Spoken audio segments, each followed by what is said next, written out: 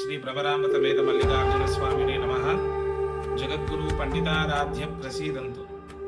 మన దేవాలయంలో రేపు మహాలయ అమావాస్య సందర్భంగా దేవాలయంలో స్వయం పాకం తీసుకోబడుతుంది. ఈ యొక్క మహాలయ అమావాస్య రోజు స్వయం పాకం ఇవ్వడం వలన కలుగు శుభ పరిణామాలు ఏమిటి అంటే, మనము ఒక బ్రాహ్మడికి పురోహితుడికి స్వయం పాకం ఇవ్వడం వలన పితృదేవతలకి మనం ఏమేమైతే ఇక్కడ ఇస్తున్నామో స్వర్గంలో ఆ యొక్క ద్రవ్యాలన్నీ దొరుకుతాయంట సంవత్సరాంతం. ఈ విధంగా ఈ యొక్క మహాలయ అమావాస్య వైశిష్టం ఏమిటంటే, ఎవరైతే పితృకర్మలు నిర్వహిస్తారో ఎవరైతే తిలతర్పణాలు చేస్తారో, ఎవరైతే ధర్మోదకాన్ని పితృదేవతల పేర్లు చెప్పి వదిలిపెడతారో, ఎవరైతే బ్రాహ్మడికి స్వయం పాకం ఇస్తారో వారి పితృదేవతలకి ఆ యొక్క సంతోషించి ఆ పితృదేవతల అనుగ్రహం వలన వీరికి ఆ యొక్క పుణ్యం వలన వీరికి ఆ సంవత్సరాంతము శుభ పరిణామాలే ఉంటాయని శాస్త్రం చెబుతుంది. ఈ మహాలయ పక్షం అంటే 15 రోజులు కూడా పితృదేవతలకు పూజా కార్యక్రమాలు చేయడానికి అనువైనటువంటి కాలంగా మన శాస్త్రం చెప్పింది. ఎందుకు అనగా ఈ 15 రోజులు కూడా పితృదేవతలకు తిథి, నక్షత్రము, వారము, తర్వాత సంవత్సరము కలవకుండా, పిండ తర్పణాలు చేయకుండా, తిల తర్పణాలు వదలకుండా, సంవత్సరంలో తిథి గుర్తు లేకుండా, సంవత్సరికం పెట్టకుండా ఈ మహాలయ పక్షంలో యొక్క తర్పణం వదిలి ఆ యొక్క నీళ్లను వదిలి బ్రాహ్మడికి స్వయం పాకం ఇవ్వడం వలన ఆ యొక్క దోషాలన్నీ తొలగిపోయి, ఆ పితృదోషాలన్నీ తొలగిపోయి మనం ఆనందంగా ఉండడానికి ఆ పితృదేవతల అనుగ్రహం ఉంటుందని మన శాస్త్రం చెప్పింది.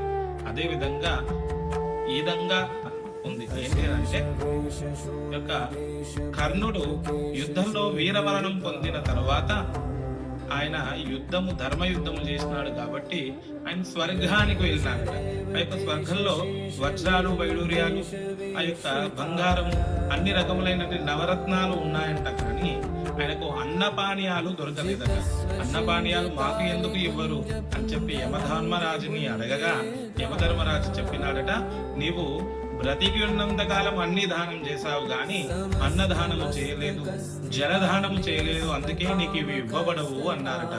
అందుకని ఈ యొక్క కర్ణుడు మళ్ళీ యమధర్మరాజు ఇంకొక అవకాశం ఇవ్వండి నాకు అని చెప్పి యమధర్మరాజుని అడగగా ఆయనకు ఒక 15 రోజుల కాలం పాటు భూమి మీదకి వెళ్ళడానికి శరీరాన్ని ఇచ్చినాడట. చలివేంద్రాలు ఏర్పాటు చేసి అన్నదానము చేసి మళ్ళీ స్వర్గానికి వెళ్ళినాడట ఆ కర్ణుడు. ఇప్పుడు నీవు అన్నదానము, జల దానము చేసినావు కాబట్టి, అందరి దప్పికలు తీర్చున్నావు కాబట్టి నీకు కూడా అన్నపానీయాలు ఇక్కడ దొరుకుతాయని చెప్పి ఆ యొక్క వరాన్ని ఇచ్చినాడట యమధర్మరాజు. అప్పుడు అడిగినాడట, అయ్యా నాకు మాత్రమే కాదు, దేవతలు ఇంకా నాలాగా చనిపోయిన వాళ్ళు కూడా యొక్క పితృతర్పణాలకి నోచుకోని వాళ్ళు కూడా ఉన్నారు, వారికి కూడా ఏదైనా అవకాశం ఇవ్వండి అని అంటే వాళ్ళ పేర్లు చెప్పి ఎవరైతే ధర్మోదకం వదిలి బ్రాహ్మడికి స్వయం పాకం ఇస్తారో వారికి కూడా స్వర్గంలో గాని నరకల్లో గాని అన్నపానీయాలు దొరుకుతాయని చెప్పి యమధర్మరాజు కర్ణుడి ఇచ్చిన వరానుసారంగా ఈ 15 రోజులే మహాలయ పక్షము రోజులుగా మన శాస్త్రం చెప్పిన విధంగా అందరం కూడా నిర్వహించుకుంటూ వస్తున్నాం. అందులో వైశిష్టమైనది మహాలయ అమావాస్య.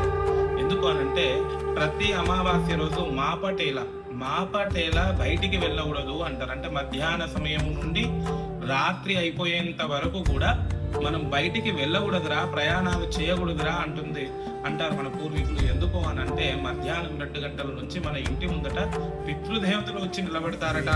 వారు ఆ యొక్క ఏదో ఒక రూపంలో వచ్చి భిక్షాటన చేస్తూ ఉంటారట. అంటే ఏదో జీవి రూపంలో వచ్చి నీళ్ళని గాని, లేదు ఏదైనా ద్రవ్యాన్ని గాని, లేదా ఏదైనా ఆహారాన్ని గాని అడుగుతారట. అందుకని ప్రయాణాలు చేయకూడదు అని చెప్పినారు. ఇదే విధంగా ఈ మహాలయ అమావాస్య రోజు నాడు ఎవరైనా సరే ధర్మోదకాన్ని, అంటే మనం ఇక్కడ నీళ్లు వదిలితే అక్కడ ఉన్నటువంటి సద్దుల్లో ఉన్నటువంటి మన పితృదేవతలకు దప్పిక ఉండదట. అందుకనే తర్పణం చేయాలి అని అంటూ ఉంటారు.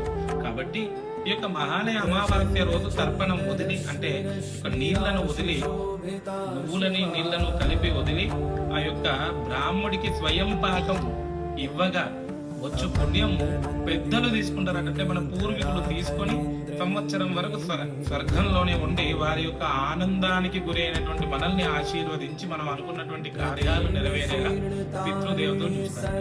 ఇప్పుడు జాతకాల్లో చెప్తూ ఉంటే మన పురోహితులు అందరూ చెప్తారు ఏమయ్యా అంటే పితృదోషాలు ఉన్నాయి, అందుకే మీకు అనుకున్న పనులు కావట్లేదు అంటారు. అంటే పితృదోషానికి మళ్ళీ పూజా కార్యక్రమాన్ని నిర్వహించాలి అది ఇది అని చెప్తూ ఉంటారు. ఈ పితృదోషాలన్నీ నివారణ చేసుకోవడానికి ఈ యొక్క మహాలయ పక్షము ఈ 15 రోజులు అనువైనటువంటి కాలం. ఎవరైతే పితృతర్పణాలు కానీ పిండ ప్రధానాలు కానీ ఈ యొక్క పితృదేవతల పేరు చెప్పి స్వయం పాక దానాలు కానీ ఇవ్వడం వలన ఇది మనకు కాదు, మన పితృదేవతల అకౌంట్లో ఈ పుణ్య కార్యక్రమం అంతా పడిపోతుందట. ఆ పుణ్యము వలన వారు ఆనందించి ఆ పితృదేవతలు మనకు అనుగ్రహాన్ని ఇస్తారు. ఆ యొక్క ఈ వృత్తాంతాన్నంతా మీకు ఎందుకు చెప్పడం జరుగుతుంది అంటే రేపు కూడా మహాలయ అమావాస్య పురస్కరించుకొని మన దేవాలయాల్లో రేపు స్వయం పాక దానం తీసుకోబడుతుంది. కాబట్టి భక్తులందరూ కూడా తమ తమ పితృదేవతల పేర్లు చెప్పి స్వయం పాక దానం ఇవ్వడం వలన మీరు చేసినటువంటి ఈ స్వయం పాక దానం వలన పితృదేవతల యొక్క ఖాతాలో పడిపోతుంది. వారు మిక్కిలి సంతోషించి మీకు అనుకున్నటువంటి కార్యం కావడానికి అనుగ్రహాన్ని ఇస్తారు. కాబట్టి రేపు మహాలయ అమావాస్య పురస్కరించుకొని మన దేవాలయంలో ఈ యొక్క స్వయం పాకం తీసుకోబడుతుంది. కాబట్టి అందరూ కూడా ఆ యొక్క స్వయం పాక దానాన్ని ఇవ్వవచ్చు, దేవాలయానికి వచ్చి ఇవ్వవలసిందిగా కోరుచున్నాము. లోకా సమస్త సుఖినో భవంతు.